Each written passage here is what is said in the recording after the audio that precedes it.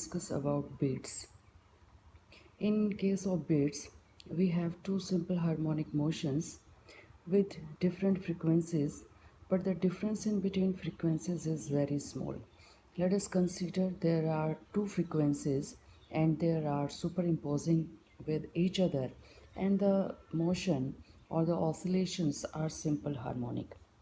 Let us consider there is a source and it is producing a single wave in fixed interval of time. Let us consider this is source S1.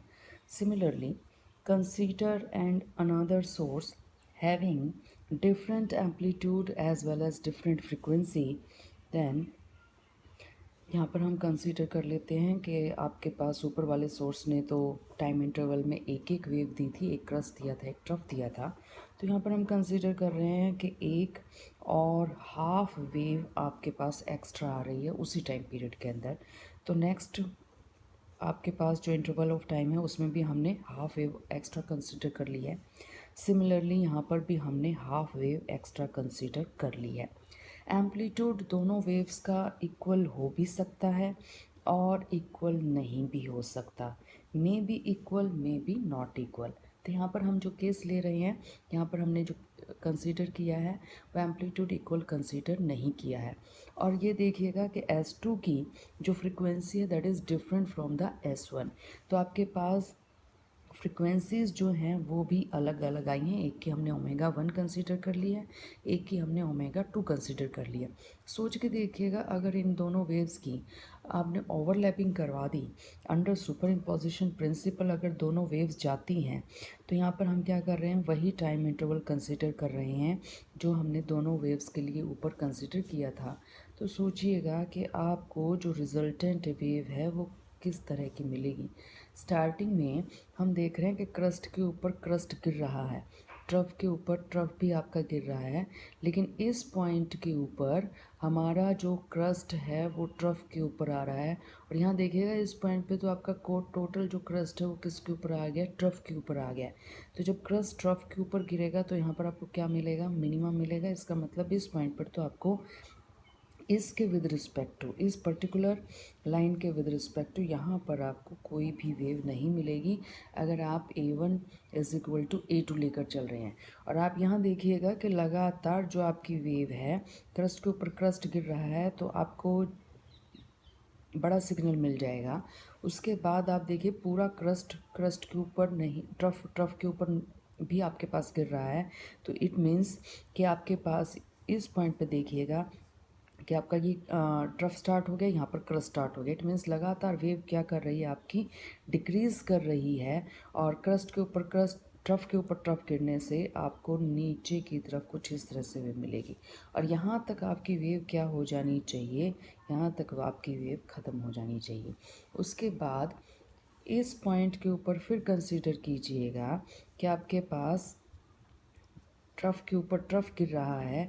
यहाँ पर आपका crust के ऊपर crust हल्का सा रहा था, लेकिन इस पॉइंट पर तो आपका क्रस्ट के ऊपर ट्रफ गिर रहा है। तो ये देखिए लगातार जो आपके पास है वेव कुछ इस तरह से, अब यहाँ पर क्रस्ट के ऊपर क्रस्ट गिरे तो इस पॉइंट पर इसका मतलब मुझे इसके विद रिस्पेक्ट यहाँ पर मैक्सिमम मिलेगा। तो आप इसी वेव को थोड़ा थोड़ा इंक्रीज़ करते हुए यहाँ पर आपके पास रिजल्ट वेव मिल जाएगी। तो ये आपके पास जो रिजल्टेंट कुछ इस तरह से आपके पास लगातार आता हुआ चला जाएगा। This is your resultant wave. ये आपकी यहाँ पर रिजल्टेंट वेव ये वाली है। तो ये देखिए यहाँ पर आपको एक बार मैक्सिमा मिला था, फिर आपके पास यहाँ मिनिमा हो गया है, फिर यहाँ पर आपके पास मैक्सिमा हो गया है। अगर ये दोनों के दोनों S1 और S2 साउंड सोर्सेज होते तो पर्टिकुलर इस पॉइंट के ऊपर आपको एक आवाज़ सुनाई देती, फिर आपको यहाँ पर एक आवाज़ सुनाई देती। तो ये जो दो आपके पास बड़े एम्पलीट्यूड्स आए हैं, मैक्सिमाज आए हैं, दीज आर योर बीट्स, ये आपकी बीट्स कहलाती हैं। तो अगर इस सोर्स की फ्रिक्वेंसी न्यू 1 है, इस सोर्स की फ्रिक्वेंसी न्यू 2 है, तो रिजल्टेंट वेव जो आपको मिल रही है, जो बीच बीच में आपको धम धम की आवाज़ें सुनाई देंगी, वो कितनी सुनाई देंगी, यानी कि बीट्स आपको कितनी सुनाई देंगी, बीट्स आपको सुनाई देंगी ν2 minus ν1 if ν2 is greater than ν1, यानी कि सेकंड सोर्स जो आपके पास है उसकी फ्रीक्वेंसी फर्स्ट सोर्स के कंपैरिजन में अगर आपकी ज़्यादा है। यहाँ पर ध्यान थोड़ा सा ये दीजिएगा, these frequencies are not at a large separation with each other. आपकी जो ν2 है वो अप्रॉक्सीमेटली इक्वल है ν1 के। अगर ज़्यादा डिफरेंस आपके सोर्सेज की फ्रिक्वेंसीज में आ रहा है तो फिर हमें बीट्स सुनाई नहीं देंगी। तो कंडीशन क्या है, बीट्स कितनी सुनाई देंगी, बीट्स उतनी ही सुनाई देंगी जितना कि उनकी फ्रिक्वेंसी का डिफरेंस है दो सोर्सेज का जो ओवरलैप कर रहे हैं। और कंडीशन दूसरी ये है कि दोनों सोर्सेज जो हैं आपके पास उनकी फ्रिक्वेंसी ज़्यादा डिफरेंस के साथ नहीं होनी चाहिए। ν2 is should be approximately equal to ν1। तो अब देखिए सिंपल हार्मोनिक मोशन में हम यहाँ पर सुपर इम्पोज करवा दें अगर इन दोनों मोशंस का, इन दोनों वेव्स का, तो यहाँ पर हमारे पास रिज़ल्ट कुछ ऐसा आना चाहिए। और यहाँ देखिए अब आज इसी रिज़ल्ट को यहाँ पर हम वेरीफाई करेंगे। तो आपका जो फर्स्ट सोर्स है उसमें हमने एम्पलीट्यूड कितना कंसीडर किया है A1 और फ्रिक्वेंसी कितनी एंगुलर फ्रिक्वेंसी कितनी कंसीडर की है ω1। तो आपके पास रिजल्ट क्या हो जाएगा, सिंपल हार्मोनिक मोशन को आप कैसे रिप्रेजेंट करेंगे, x1 is the displacement, a1 is your amplitude and cos of theta, और यहाँ पर कॉस ऑफ थीटा की जगह आप लिख देंगे कॉस ऑफ ω1t।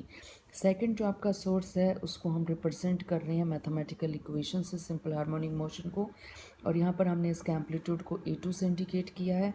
फ्रिक्वेंसी भी अलग है तो एंगुलर वेलोसिटी भी आपकी अलग हो जाएगी। तो यहाँ पर रिजल्ट आपके पास आ गया है simple harmonic motion second case में x2 is equal to a2 cos ω t।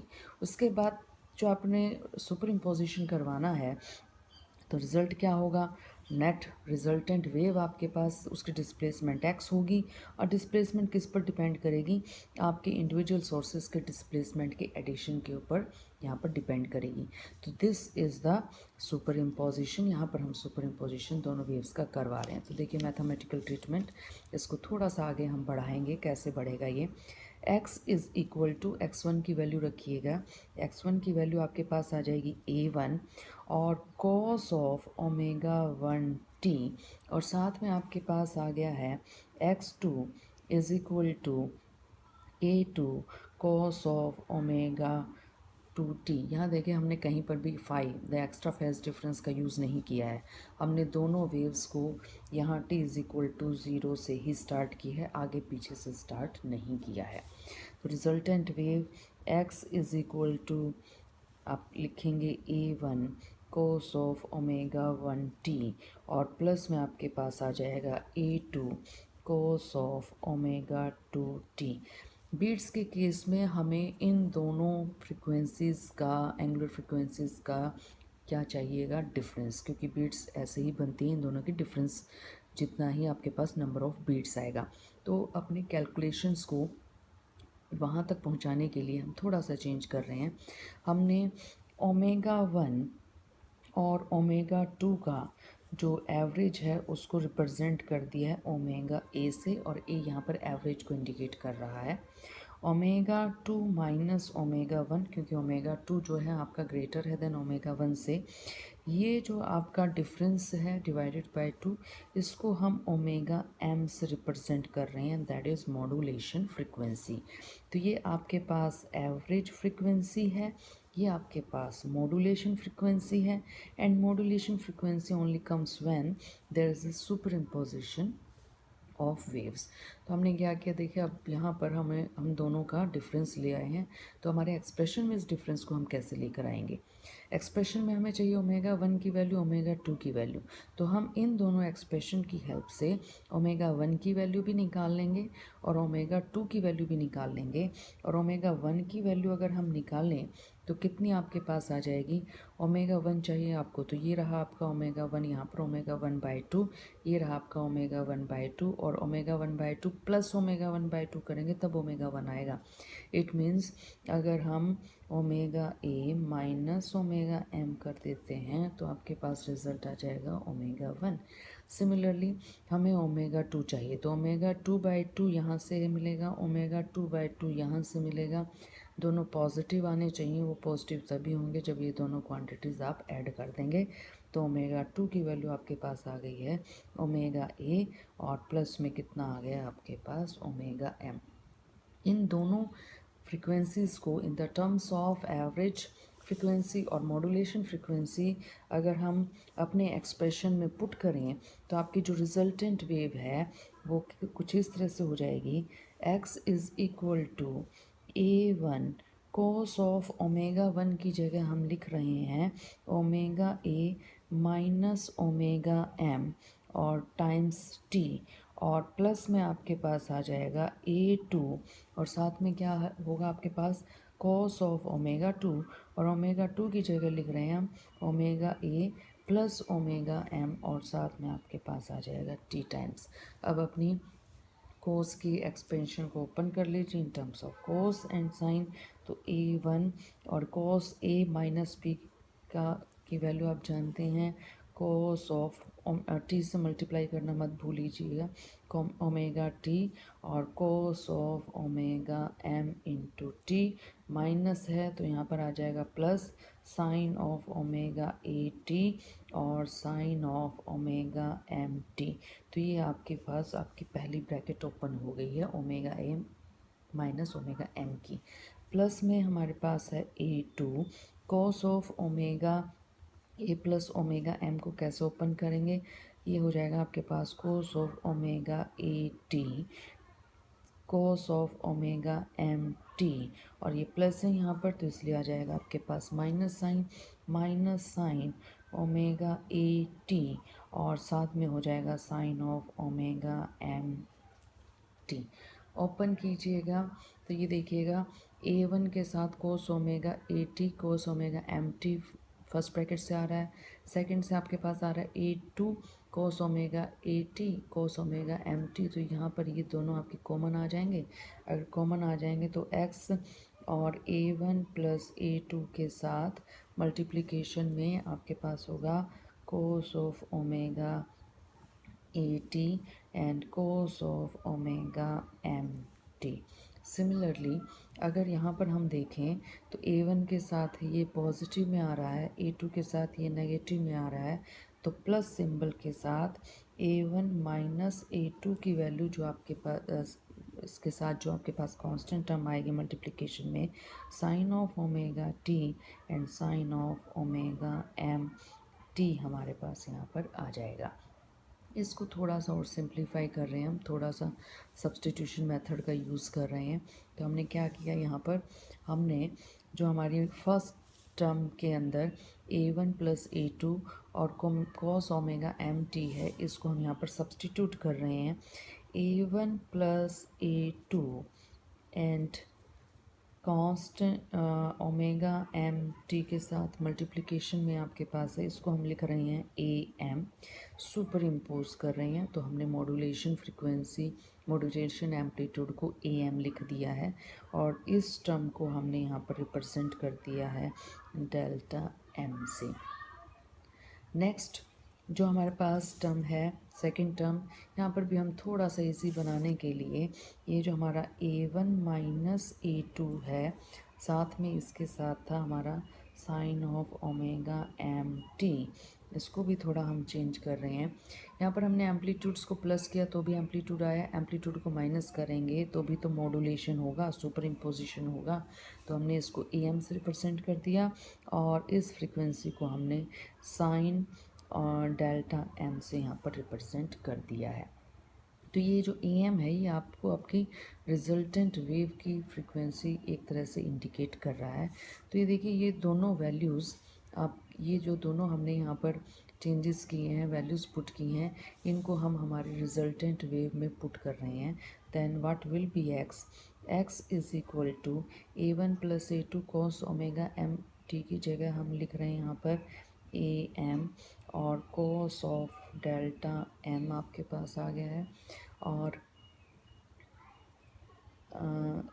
साथ में देखिए क्या बच गया आपका, cos of omega A T बच गया है।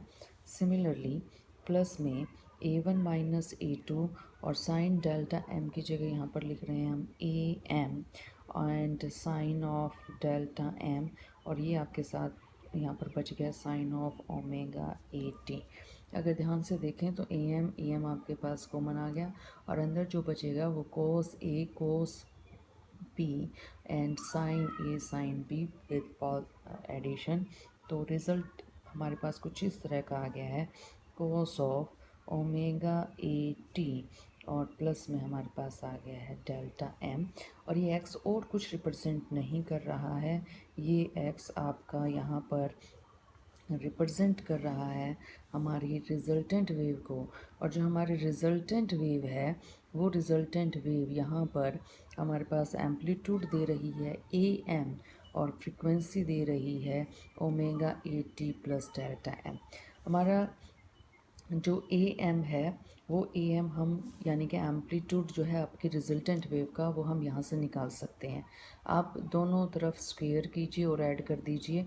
अगर स्क्वेयरिंग और ऐडिंग कर रहे हैं, यहाँ पर एडिशन कर रहे हैं, then you will get A M square is equal to, ऊपर वाली ब्रैकेट्स आपके पास आ जाएगा A one plus A two का whole square into cos square omega T, और नीचे वाली ब्रैकेट से आपके नीचे वाली टर्म्स में आपके पास आ जाएगा A one minus A two का होल स्क्वेयर और sine square omega M T.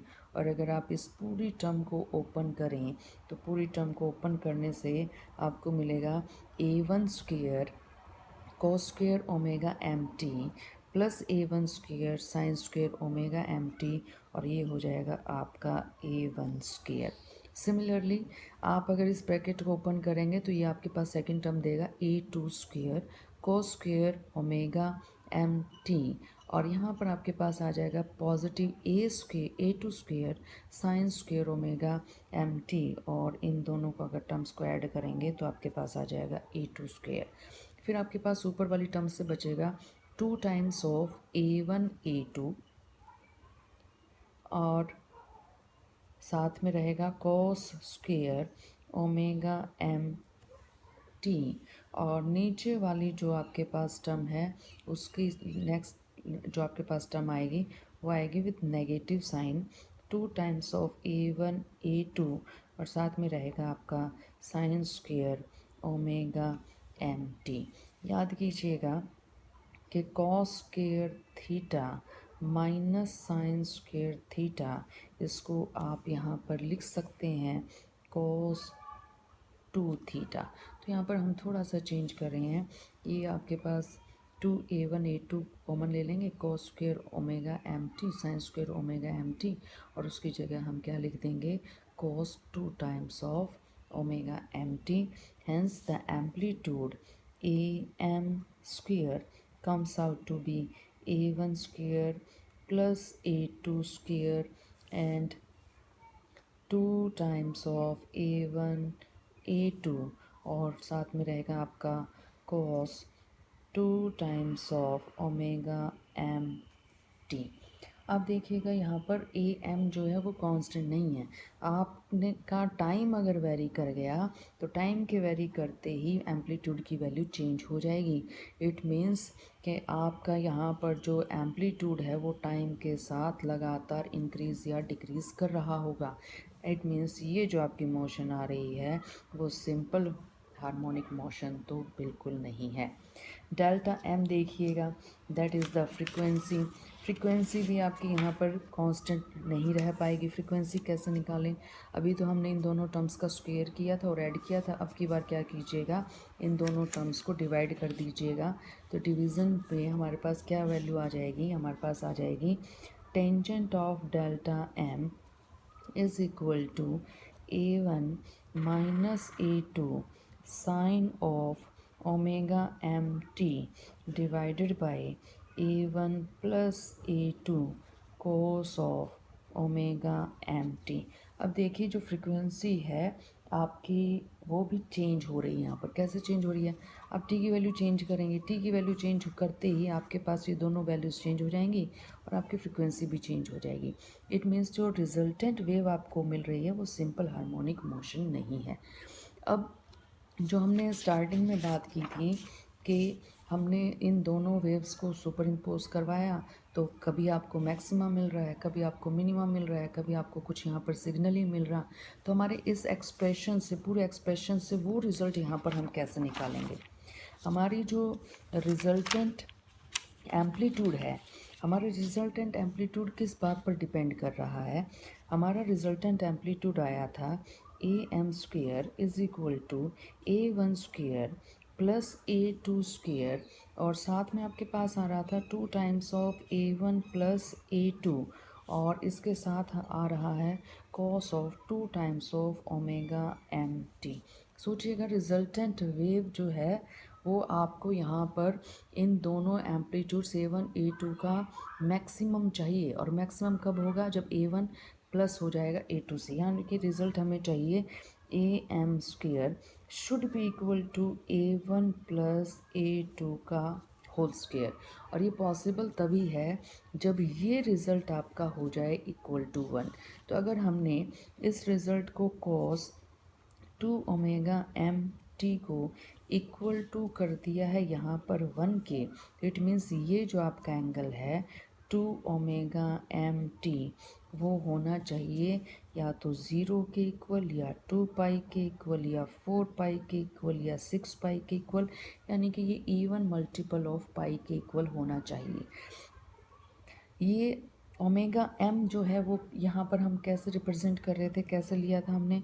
हमने लिया था omega M, it is the modulation frequency and it is the difference of the half of the given frequencies.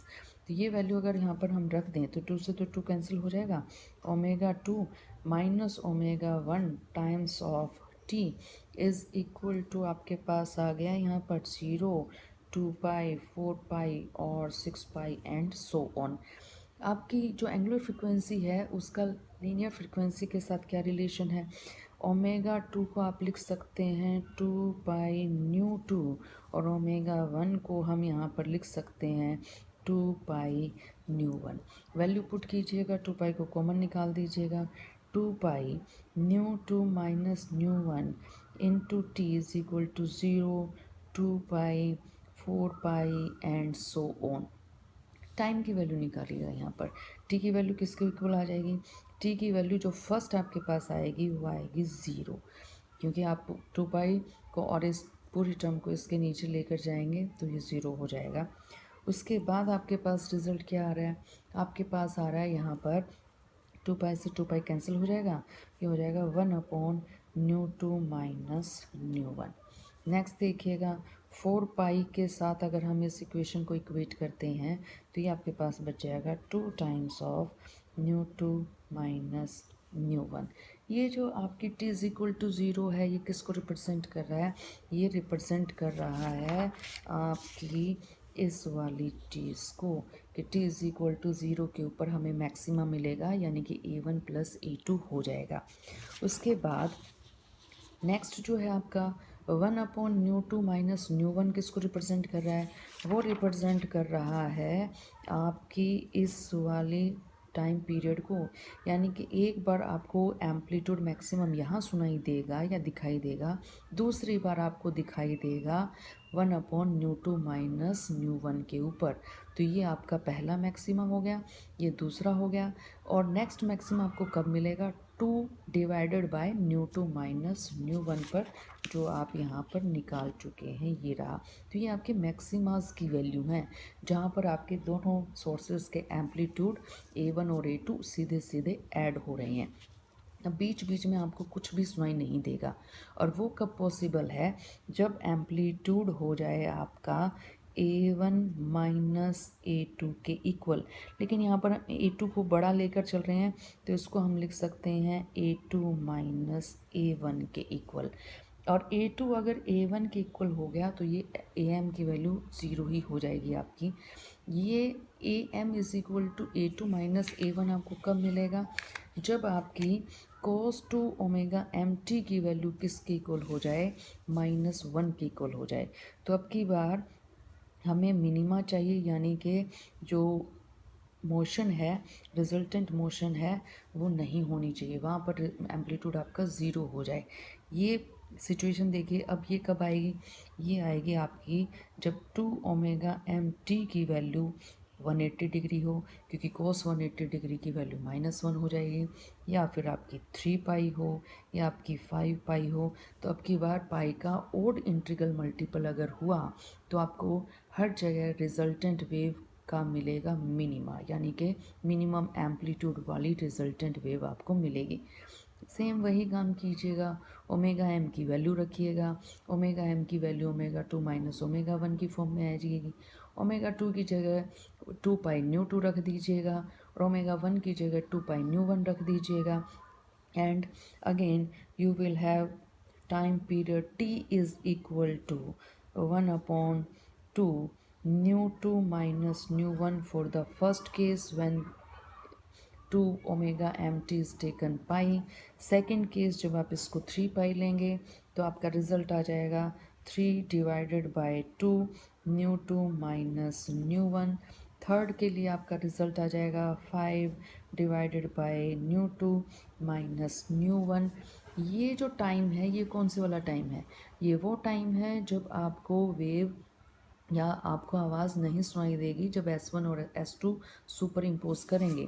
It means कि आपके ये जो दो मैक्सिमास थे, इनके बिल्कुल बीचों बीच, यानी कि देखिएगा, पहला मैक्सिमा आपको 0 के ऊपर मिला, तो दूसरा मैक्सिमा आपको मिला 1 पर। तो यहाँ पर देखिए, ये 0 और 1 के बीच में हाफ नहीं आ गया है, तो आपके पास यहाँ पर आपको सिंपल हार्मोनिक मोशन जो सुपर इम्पोजिशन से मिल रहा है, यहाँ पर आपको एम्पलीट्यूड की वैल्यू क्या मिल जाएगी? 0 मिल जाएगी। ये वो केस है जहाँ पर A1 माइनस A2 हो गया है, और ये वो केस है जहाँ पर आपका एम्पलीट्यूड A1 प्लस A2 है, यहाँ पर भी आपका A1 प्लस A2 है।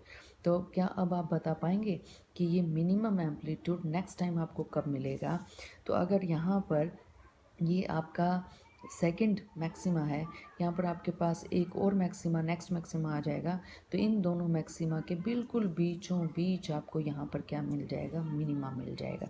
और मिनिमा की किस टाइम पर मिलेगा आपको? बिल्कुल आपको सेकंड और थर्ड मैक्सिमा के बीच में मिलेगा, यानी कि 3/2 के ऊपर मिलेगा। तो ये जो आपका टाइम हम यहाँ पर देख रहे हैं, ये पहला मैक्सिमा हो गया 0 पर, दूसरा मैक्सिमा आपको मिल गया 1/2 माइनस न्यू 1 पे। इन दोनों मैक्सिमास के बीच का जो टाइम है उसको हम टाइम पीरियड कह रहे हैं, और टाइम पीरियड की वैल्यू किसके इक्वल आ गई है आपकी? 1/2 माइनस न्यू 1 माइनस 0 के। या फिर आप कह सकते हैं कि 2 न्यू 2 माइनस न्यू 1 माइनस में 1/2 माइनस न्यू 1, इन दोनों का डिफरेंस देखोगे तो भी तो 1/2 माइनस न्यू 1 आएगा।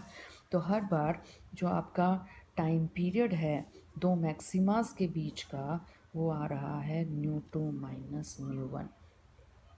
आपको इतने टाइम इंटरवल के बाद बार बार आपको आवाज़ तेज सुनाई देगी। अगर ये आपका टाइम पीरियड है तो फ्रिक्वेंसी क्या होगी रिजल्टेंट वेव की? रिजल्टेंट वेव की फ्रिक्वेंसी यहाँ पर न्यू पी से इंडिकेट कर रहे हैं हम, या बी से इंडिकेट कर दीजिए, क्योंकि हम टाइम पीरियड को टी बी से इंडिकेट कर रहे हैं। तो ये बीट, बी से बीट रिप्रेजेंट कर रहे हैं एक तरह से हम।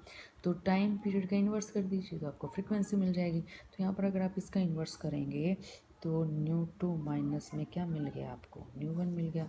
और हमने स्टार्टिंग में यही बात की थी कि अगर स्मॉल फ्रिक्वेंसीज का डिफरेंस है तो आपको कितनी बीट्स, कितनी जोर जोर के बीच में आवाज़ें धम धम की सुनाई देंगी?